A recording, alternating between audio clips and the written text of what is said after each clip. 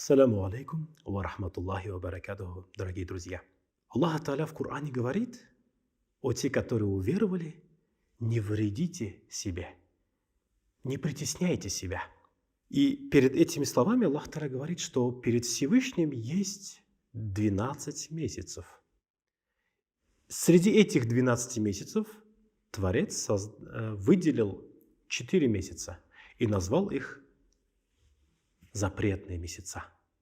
И как раз один из запретных месяцев является месяц Раджаб. Сегодня мы с вами раскроем тайну этого месяца.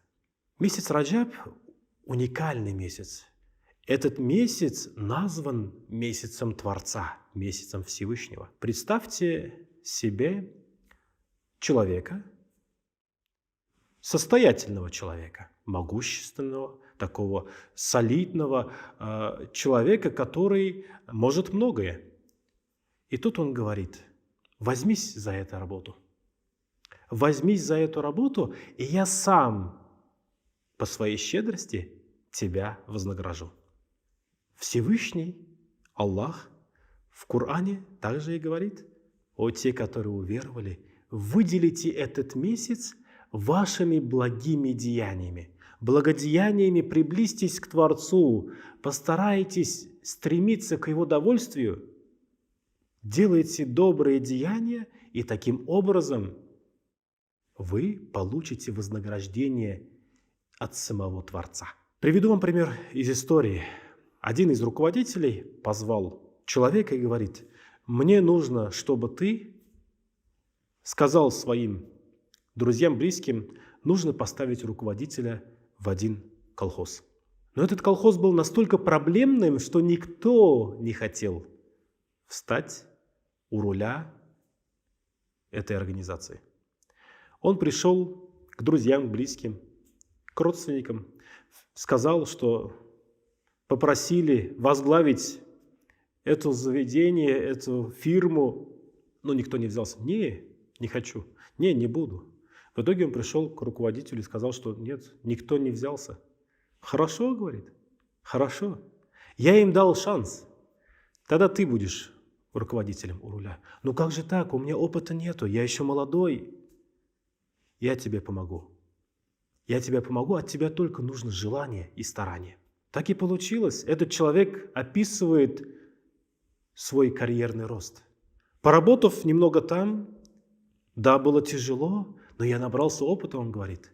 Потом мне дали другую работу, другую возможность. И в итоге он по своей карьерной лестнице достиг таких вершин, о которых даже и не мог мечтать. И он говорит: благостью и главной заслугой моего нынешнего состояния, он говорит, было то, что я решился. Я постарался, я сделал то, что в моих силах, чтобы попробовать. А мне уже потом помогли. То же самое Всевышний Аллах Та'аля нам помогает. Он дает нам возможность. Вот, Всевышний говорит: есть запретные месяца, используйте этот шанс, делайте благие дела, пользуйтесь этой возможностью, и Всевышний сам вам поможет. За каждый пост в эти дни, особенно в месяц Раджаб, Аллах Та'аля дарует нам искупление наших грехов. За каждый пост, за каждое подаяние, за каждую молитву, за каждое прославление Всевышнего, Всевышний нам увеличивает благости, света, благодати в нашей жизни.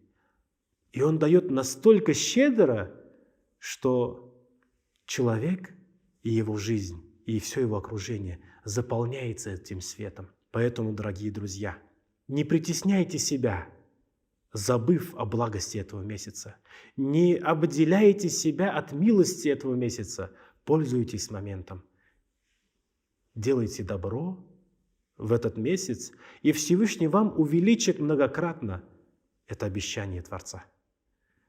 Пусть Аллах Та'аля каждого из нас удостоит чести как можно больше делать благих деяний, как можно больше приблизиться к Творцу и получить Его несметное воздаяние, блага, радость и счастье в обоих мирах. Ассаляму алейкум ва рахматуллахи ва баракатуху.